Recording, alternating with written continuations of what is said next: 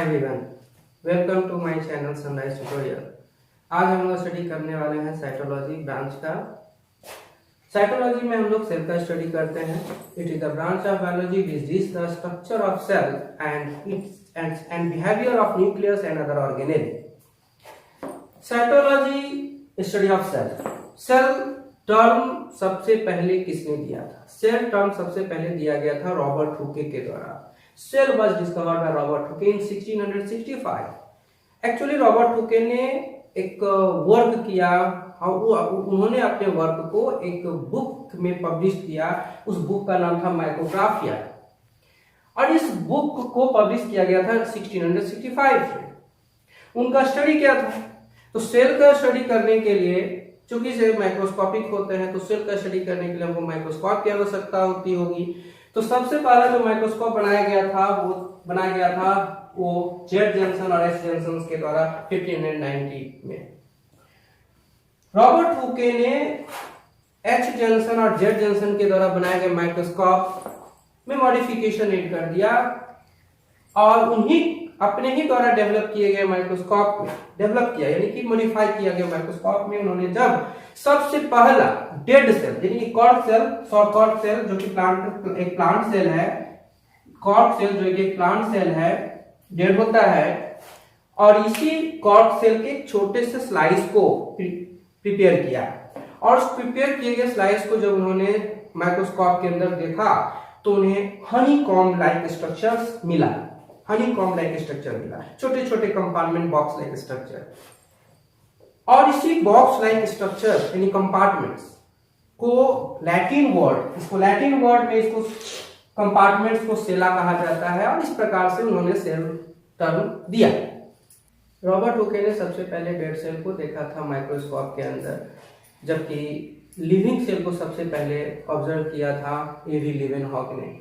एवी Leeuwenhoek 1671 में light microscope, जिसको हम कंपाउंड माइक्रोस्कोप भी कहते हैं, को इन्वेंट किया था और अपने ही द्वारा बनाए गए माइक्रोस्कोप के अंदर कई प्रकार के माइक्रो ऑर्गेनिजम्स को उन्होंने, जैसे प्रोटोजोन्स, बैक्टीरिया एंड कई प्रकार के सेल्स को भी उन्होंने देखा था, जैसे आरबीसी, स्पर्मेटोजोन्स को देखा था।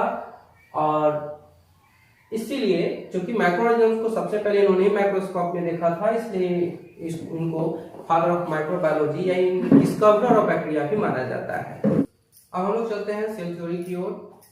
सेल थ्योरी को सबसे पहले स्लाइडर ने दिया था एंड स्वान ने दिया था। स्लाइडर एक जर्मन बोटेनिस्ट थे जो 1838 में सेल थ्योरी दिया था। According to Schleiden, all plants are made up of cell, but cell can be unicellular or multicellular. Similarly, Swan, a German zoologist in 1839, gave us cell theory. According to Swan, all animals are made up of cell, but cell can be unicellular or multicellular.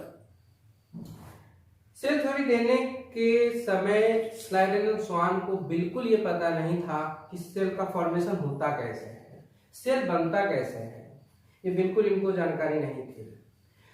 इनका मानना था कि nucleus में budding के दौरान ही cell का formation होता है या फिर सेल का निर्माण स्पॉन्टेनियसली होता है, लेकिन एक्चुअल सेल कैसे बनता है, इसका फॉर्मेशन कैसे होता है, इसकी जानकारी बिल्कुल इनको नहीं थी। तो 1855 में सबसे पहले एक साइंटिस्ट आया, इसका नाम था Rudolf Virchow.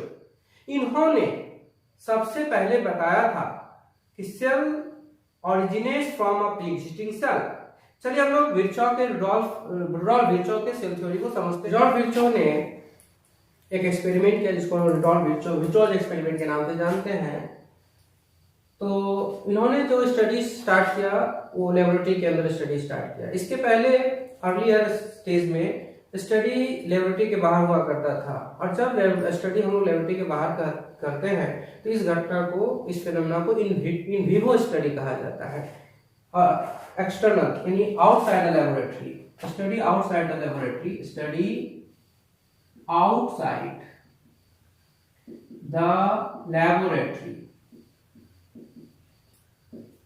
called in vivo study, इसको इन विवो स्टडी कहा जाता है।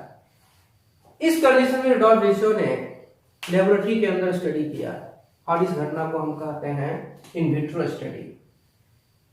इन vitro study, in vitro study, यानी study in the laboratory, study outside the laboratory in vivo, and study inside the laboratory in vitro. तो इन्होंने artificial food medium बनाया। सबसे पहले सेल को लेबोरेटरी में रखना है तो उसके लिए एक फूड मीडियम जरूरी होता है, क्योंकि सेल को जिंदा रखने के लिए, लाइव रखने के लिए, तो सेल को जिंदा रखने के लिए एक कल्चर मीडियम उन्होंने बनाया, आर्टिफिशियल फूड मीडियम, जिसको हम लोग कल्चर मीडियम कहते हैं। कल्चर मीडियम आगे हम लोग समझेंगे कि कल्चर मीडियम क्या होता है। कल्चर मीडियम में इन्होंने 2 बीकर में कल्चर मीडियम ले लिया, और एक बीकर में इन्होंने यूनिसेलुलर ऑर्गेनिज्म के सेल को रखा, दूसरे में मल्टीसेलुलर सेल ऑर्गेनिज्म के सेल को रखा। और इन्होंने देखा कि कुछ दिनों के बाद ये सेल 2 भागों में बट गए by the process of cell division, और फिर ये सेल फिर 2 भागों में बट गया, यानी एक सेल 2 सेल बन गया, 2 फिर 4 सेल बन गए। सिमिलर इफेक्ट दूसरे सेल में भी देखा गया, और इन्होंने इस एक्सपेरिमेंट को कई बार रिपीट किया, जिसके आधार पर उन्होंने बताया, जिसको स्लाइडन स्वान नहीं समझ पा रहे थे कि सेल का फॉर्मेशन कैसे होता है, और इन्होंने रॉल्फ विर्चो ने सबसे पहले बताया। इन्होंने बताया कि a cell originates from pre-existing cell,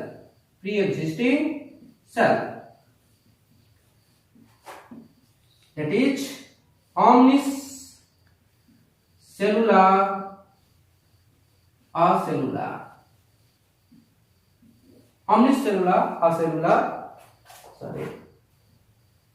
सेलुला, ये ग्रीक भाषा होता है, ग्रीक वर्ड में हम लोग इसको इस तरह से बोलते हैं। और ये जो थ्योरी दिया गया था रुडोल्फ विर्चो के द्वारा, इसको हम लोग सेल लीनिएज थ्योरी भी कहते हैं। सेल लीनिएज थ्योरी, या फिर इसको सेल पेडिग्री थ्योरी भी कहते हैं। सेल पेडिग्री थ्योरी कहा जाता है। धन्यवाद।